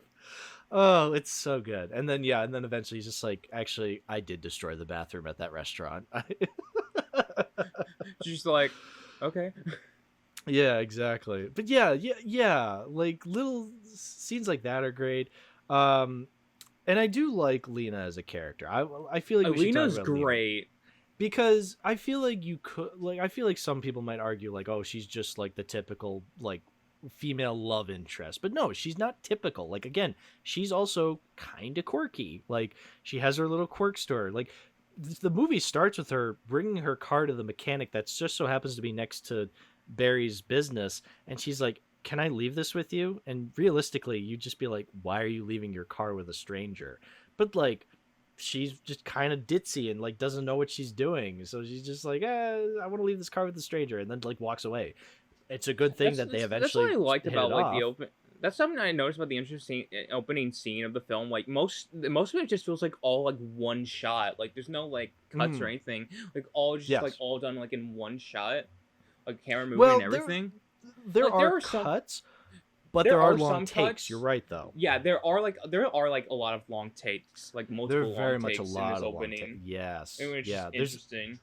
There's that one scene where they're at Hawaii. I know we're jumping all over the place, but like there's just so much to talk about, you know. It's like, but anyway, they're at that one scene where they're in Hawaii. They're at like that like outdoor restaurant kind of area, and like the camera pans to like towards like the the people performing the Hawaiian music, and then like there's this woman like dancing in her Hawaiian skirt, and then it pans over to Barry and Lena, and they're like having a discussion, and they're like talking about there's that one part where Barry goes, yeah, it really looks like Hawaii.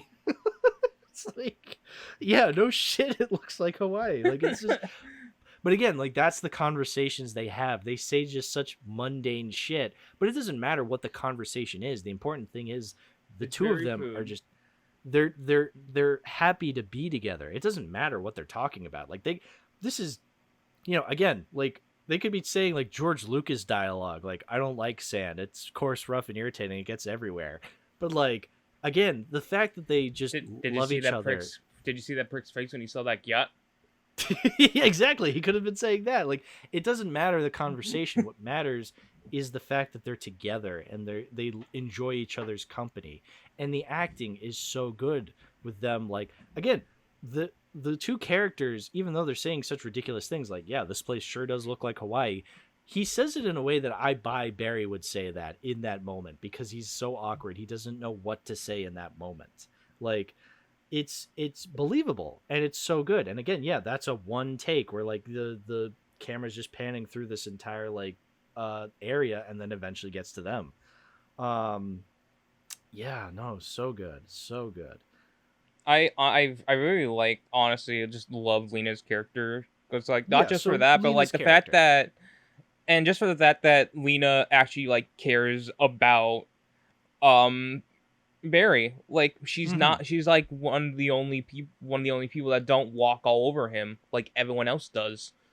Right. Like she actually cares about him, and it's so good to have a character like that. Just despite what Elizabeth says to her about him, and it's just like, and I'm just glad like she kind of just sees through Elizabeth's bullshit and be like, I don't see that in him. No, yeah, she genuinely sees this person that she enjoys being around in Barry. Like she understands that he's a bit awkward and that he'll destroy a bathroom after telling him that she knows about him being called gay boy and throwing a hammer through a door as a child. Like, but she still knows that, yeah, it frustrates him, but deep down, he is a very good guy. He's a nice person. He knows how to act around people. Like, he knows to just be this nice person. And he's also a very interesting person. Like, the whole, like, pudding subplot where he's just like, I noticed like this flaw in this system where like if I buy all these cans of pudding, I can travel the world forever without paying for a plane ticket. Yeah, because like they're doing like some sort of like promotion to like get mileage out of it and stuff like that. Yeah. So yeah, he buys exactly. so he buys a shit ton of pudding, and hell, like he buys more of it with his friend of his at work. Yeah. And he was just grabbing like a whole like box of it, or like stand of it where like you see him running with it and he's like dancing around, stuff like that. It's just a fun scene. I love that subplot because it's like so unique, because it's just like, who came up with that? Who came up with Adam Sandler buys a bunch of pudding so he can get free frequent miles on, plane tickets? It's like, that's so clever. Like, that's so unique. Like, who would think of that as like a subplot in a movie? But that's what I love. Like, because this character is so unique that I buy he would come up with that.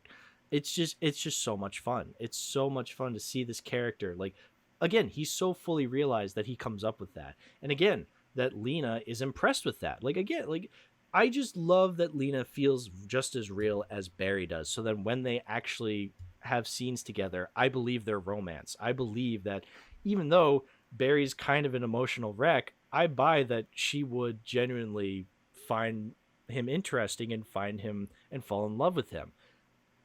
It's pretty much the best case scenario of Anakin and Padme when you think about it. Like, you're just like, what does Padme see in Anakin other than it's for the plot that she has to fall in love with him, Because like at the end of the day, Anakin's a raging psychopath. But like here, there is something to Barry. Like, there is something to him as a character, so that I buy Lena falling in love with him. I think one thing I really like about this film is that it doesn't pull like that generic third act breakup sort of thing where something goes wrong between the two, and yeah. And I like how like there is no like conflict between the two where they like go their separate ways. Like they don't do that, and I love it for that. It is a wholesome relationship from beginning to end. I do know, like, I think at first, like, I think she was a little bit upset at Barry, the fact that, she left him at the hospital, because, like... Yeah, he left her at the hospital. She did mention, like, you left me in the hospital, and he's like, I know, and I'm sorry, and, like, don't do that again, and he's like, I won't. But they easily make up for it. That's, like, the only bit of conflict, and it's just for that one brief moment, but everything else, it's just a wholesome relationship from beginning to end, and you just want them to just be happy. I'm glad you mentioned that scene because, yeah, I wanted to mention that as, like, I guess you could argue that's, like, a third act breakup moment. Well, it's not actually, but, like, it is a moment of conflict. But, again, it's a moment of conflict. Like, it's not, they don't stretch it out as, like, a third act breakup. Like, it is a moment of conflict because, well, in all honesty, Lena does have the right to call him out on that. It's like, you did leave me at the hospital. Like, and then the way they solve it is she simply just goes, don't do that again. And he's like, okay. And then it's solved. Like, that is such a way she would say that, to be like, all right, that's how we solve it. Just say it. Don't do that again. Okay. It's solved. Like, it's both really funny, but exactly how these characters would interact with that. Like, with that in mind. Like, so you're absolutely right. Like, oh god, if there was a third act breakup, I would fucking kill myself. Like, that would have absolutely ruined the movie. Like, no, honestly, and I'm really happy that it didn't happen. Absolutely ruined the film. Oh, undeniably. I think the closest that we got out of it was just, again, just Lena, injured and stuck in the hospital, so Barry's just on his own, and so he does that. So he uses that time on his own to fight his own battles. Right. Until finally, yeah. The movie is brilliantly told like that. Like, they don't separate in the third act because of disagreements. They separate because literally Barry walked away to go solve this problem, and then when he went back to go see her, she wasn't there anymore. And then of course then they solve it, and then at that point but she understands. She understands why, she's just frustrated. She's rightfully frustrated, but she understands. Again, because these characters talk to each other, they communicate, they understand each other. There's no forced separation where, like, characters realistically this character should understand why that other character separated from her. And in a badly written film, she would have been like, I don't trust you anymore. Blah. It's like, nope, none of that bullshit. It is completely told realistically. It is told brilliantly. It's so good. It's so good. I feel like I'm repeating myself, but, like, can you blame me? Like, that's just how good this film is. Like, it's just so fun. Hell yeah. I don't really have that many problems. I feel like the reason I don't have this rated like as high as you do is because, it's a little short. I feel like I could have gotten more, but I also don't want it to be anymore. Like, the fact that it's an hour and a half is fucking miracle. Like, I do think. Wait, hold on. If I'm correct, I think there is, like, a short film on disc 2 called I gotta find it. I La do da do da do da do la do da do da do da do la do da do da do da do la do da da do da do la do da da do da do do. I'm still looking it up. Hold on, I know the name. I just gotta confirm it first. La do do do do do do la do do. Blossoms in Blood. Ah, okay. Thank you for bearing with us. Anyway, so it's a short film. It's something like actually. Okay. So basically, it is a collection of alternate takes and deleted material. No kidding. And it also has like it also comes with a song by John Bryan called "Here We Go." That's not in the film, but I'm kind of upset that it isn't because it's a really good song. Yeah. I love it. Yeah, but it's in the short film. Okay, that's interesting. Like, alternate takes. That's interesting. Yeah, but even still, I'm glad the scenes we got that are in this film are the exact scenes we need for this film. And I feel like this is a film I'm growing to appreciate more and more because of all the things it does right. Like, it's I don't often go for rom-coms. Like, when I think of romance movies, like, that's probably the genre of film I like the least. Like, I can never really vibe with films of the romance genre because I feel like there's just too many forced ones, and the ones that are it's all the same. Seen is like, I don't want to say all of them are the same, but yeah, some of them are. But I feel like it's movies like Punch Drunk Love, like this, like La La Land, that actually are actually good rom-coms, actually good romance movies. Like, and I feel like Punch Drunk Love is probably the best I've ever seen.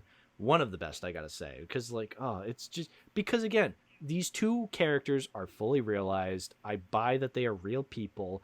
And the relationship between the two of them is just as real. Like, I buy that they find love in each other. And it's not just surface-level bullshit or bad screenwriting. Like, no, these two actually get along, and it feels real. So... it's just so good. It's so good. It's so good. What else can I say? It's so good. Hell yeah.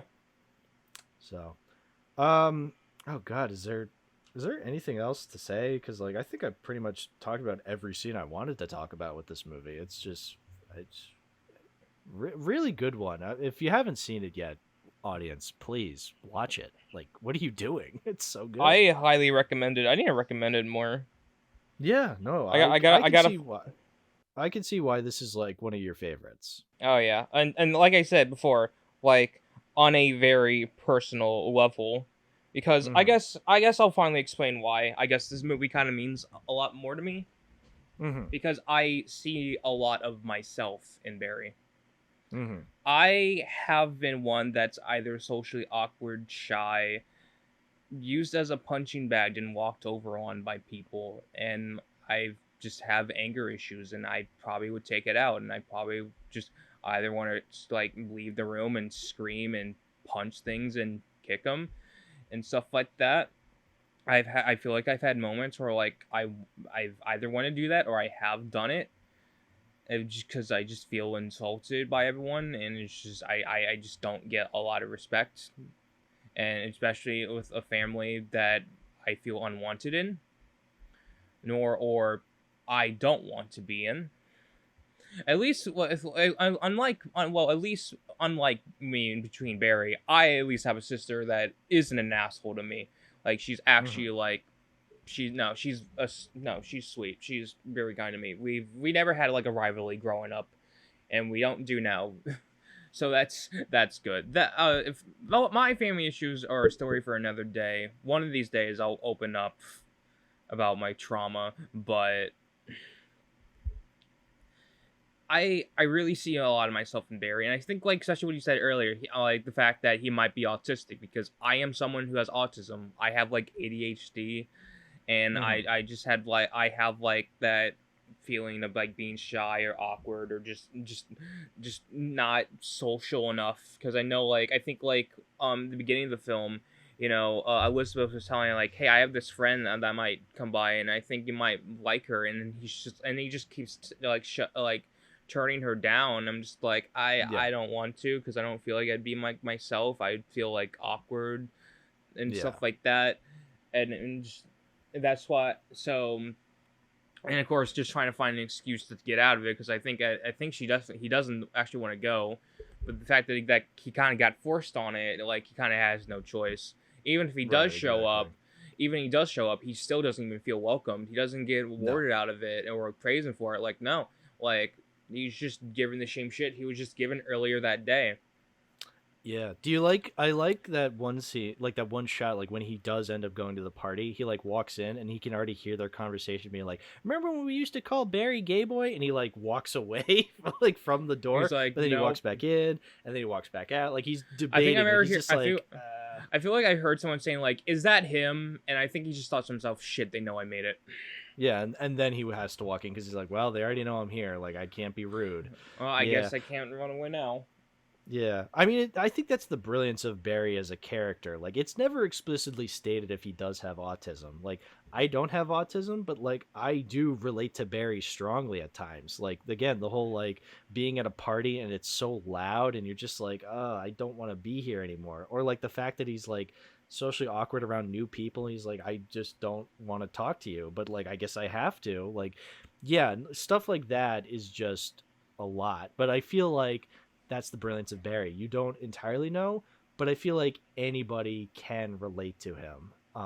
Some more than others, obviously, but he's just so good. He's so relatable. Yeah, and I think especially like that scene where he's talking to the dentist guy, he's just like, I hate myself sometimes, and I'm like that too. I've had a lot of moments where like I self-doubt myself, and you know, I just think sometimes I'm not good enough for people, and I'm just not good enough for myself, and I don't think of myself positively enough.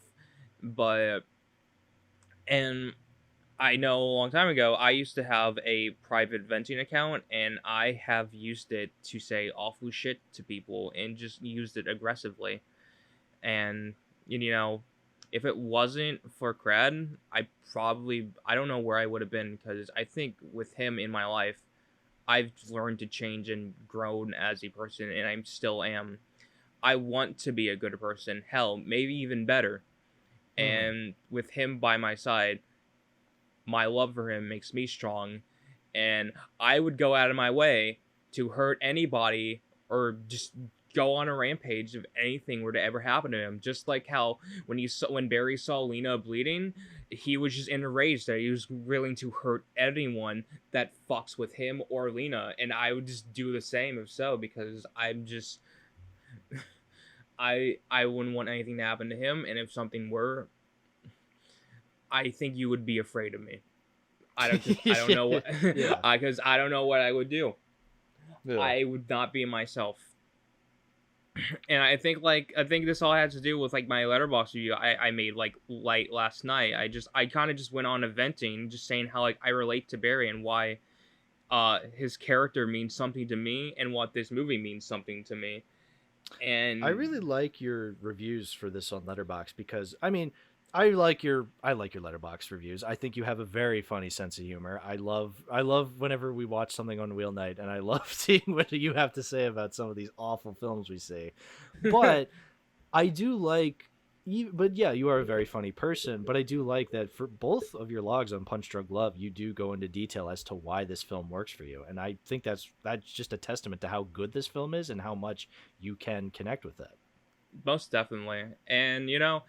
I think with Memento, I love it on a creative level and on just an enjoyment level and stuff like that, just the magic and beauty to it. But Punch Drunk Love is a movie I love because I relate to it so much.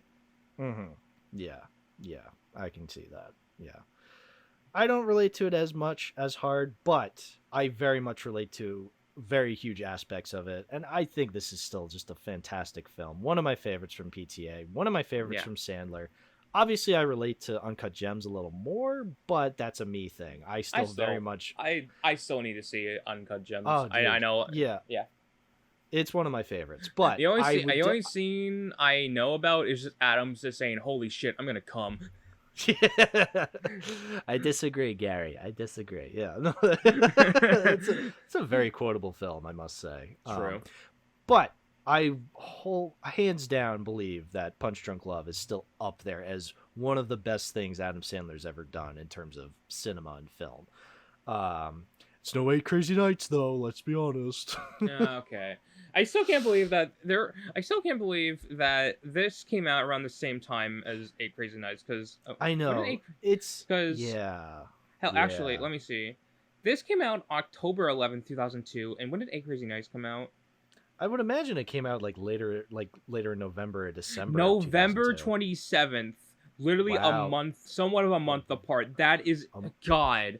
How do you go? How do we go from having the most peak Adam film to come out that year, and then a month later we had a complete shit show? Yeah, exactly. What happened? It really is quite insane that 2002 of all years has one of the best Adam Sandler movies and one of the worst, because like that's the thing.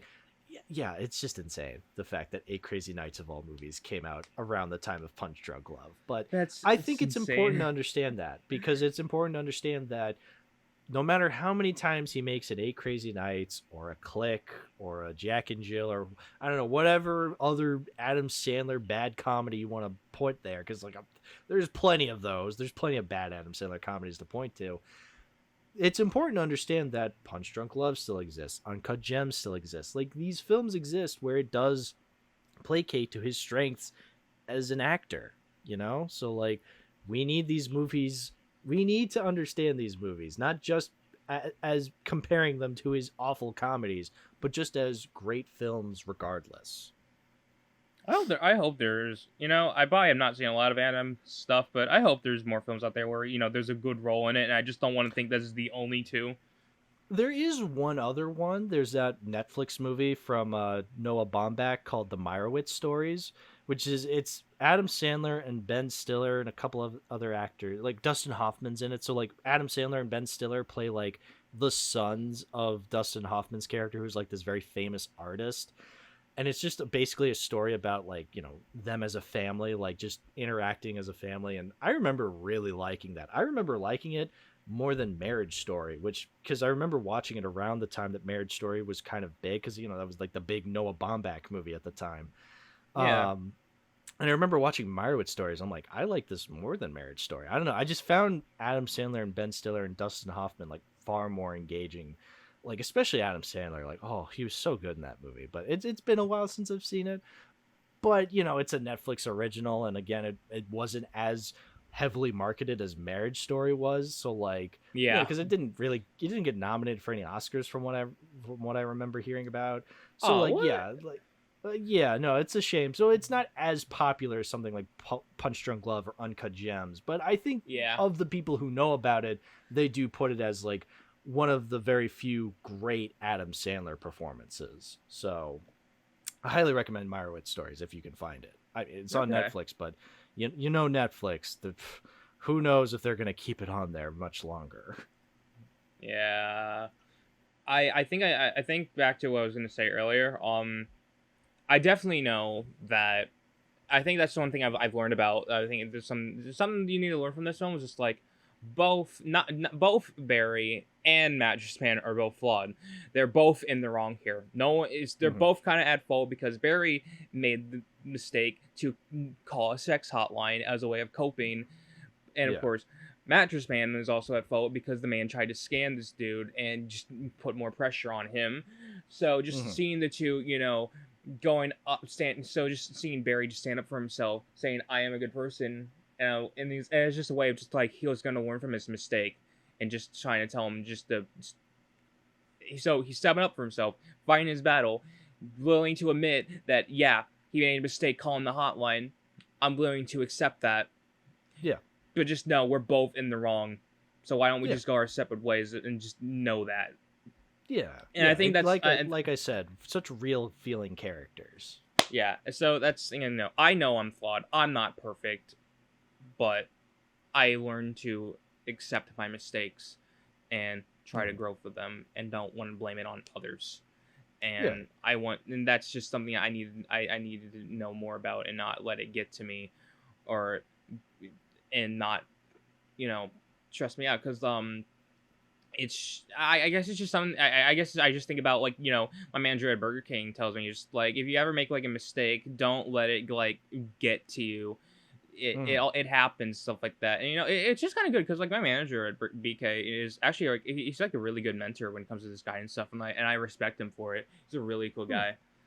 Nice. But yeah, trust me, I'm enjoying it better than working at McDonald's. I can tell you that much. Oh, that's good. That's good. Yeah. That's the power of Punch Drunk Love, baby. What a great film to learn from. Yeah, we learn a little bit about ourselves from this movie. Exactly. Yeah, no, I agree. I've definitely learned a little bit about myself through watching this film, and learning. Yes, I agree. Learning to accept that even when I make mistakes, I can absolutely learn from them. Exactly. I think like a thing I was worried about, like, I was worried that you were gonna get the same effect that you did with Interstellar, saying like you might have not liked this more than I did. But I'm glad that, you know, But I'm glad that we're still on the same boat. Yeah, no, exactly. I was thinking about that. I'm just like, is Punch Drunk Love as good as I remember it? And then, like, within like the first 5 minutes, I'm just like, oh yeah, no, this rocks. This is great. This is so good. Yeah. All right. Yeah. So. All right, I forgive you for Interstellar. Which, speaking of Interstellar, good thing for that. Speaking of Interstellar, I guess James liked it more than us, which I am surprised about. I am very curious what he thought about it. Yeah, currently at the time of us recording this, James is in the midst of watching for the Nolan ranking, so I'm very much excited for that. Y'all don't know how hyped we are. Well, mostly me. I don't know about you. I'm excited. No, I'm excited. Oh, all right. Yeah. Okay. Yeah. So we're both hyped, knowing us. I'm always excited to see what James has in store for us to edit. I'm always excited to be a part of the Schafrillis experience, of course. Guys, I'm gonna fight to edit Memento, and I'm gonna talk about it. I want to talk about it. I'm gonna talk about that. Like William. Yes. The Godzilla -1.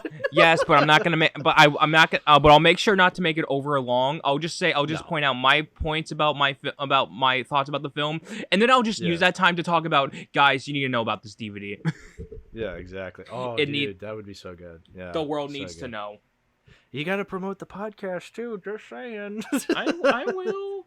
Wait, did he Just keep kidding. the promote? Did he keep that promote in the Oppenheimer segment? No, he didn't. He edited it out, which That I don't blame him. I don't blame him. He did. Look, it's his channel. He can edit his videos however he wants. He took out me dancing where I'm like me when I'm mementoing. I put so much effort in that edit and it's gone. Fuck you, Jay. Yeah, fuck you, James. What piece of shit. Just kidding, James. We love you. Don't fire me. Woo! Anyway, well, speaking of love, Mordo, I think we should end this episode in the month of love. Sex? Yes. No. Yes. Oh, anyway, Mordo, I think that just about does it. I think we've talked enough about Charlie Brown, Valentines, and Punch Drunk Love. So, Mordo, shout out your stuff, dude. Where can people find you? At home. Leaks my address. Doxes you. Doxes myself. Theorite, Albuquerque, New Mexico. No, okay, just Josh. I just say, the usual, mostly on Twitter, my letterbox. I guess Blue Sky is more open to the public now, so I can try to be active on that more, which is cool. I don't know if you planned on, I don't know if you plan on still making a I was Blue thinking Sky? about it. I was thinking about it because I don't want to crawl back to Twitter. I refuse. I wouldn't blame you. I know. I feel like I do need to promote the podcast and like some social media. So you know what? Like I said, if William creates a Blue Sky, then I'll create a Blue Sky. How about that? Well, I have news for you. He already did. Well, then I guess I'm creating a Blue Sky account after this. Let's fucking go. Oh, well, yeah. All your usual links will be in the description, Mordo, as per usual, of course. Cool. But yeah. Thanks, dude, for coming on today's Valentine's Day special, the very special month of love special. I keep saying month of love because I remember when we were trying to make this episode, like you brought up the fact that like you wanted the nostalgia critic like month of love. Like we always thought about that, like that one. Well, we have to reference it because come on, you're the Doug Walker fan here. It's pretty much a staple of this podcast is bringing up Doug Walker, nostalgia critic, in some way. So it makes sense.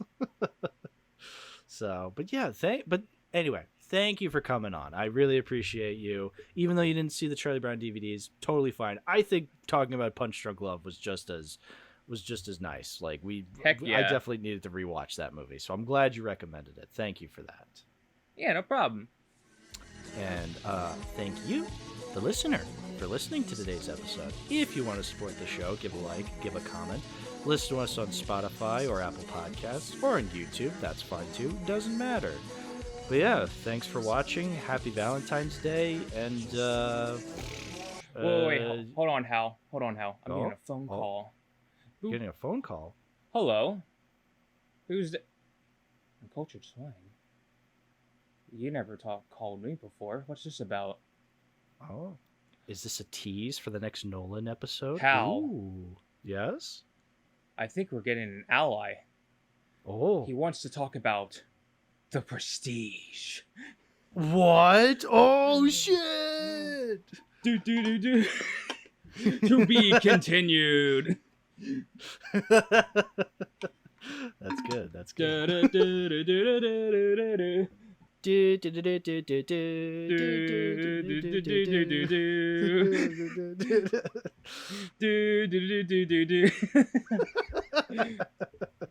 All right, let's end this. Bye-bye, everybody. Have a good one, chat. To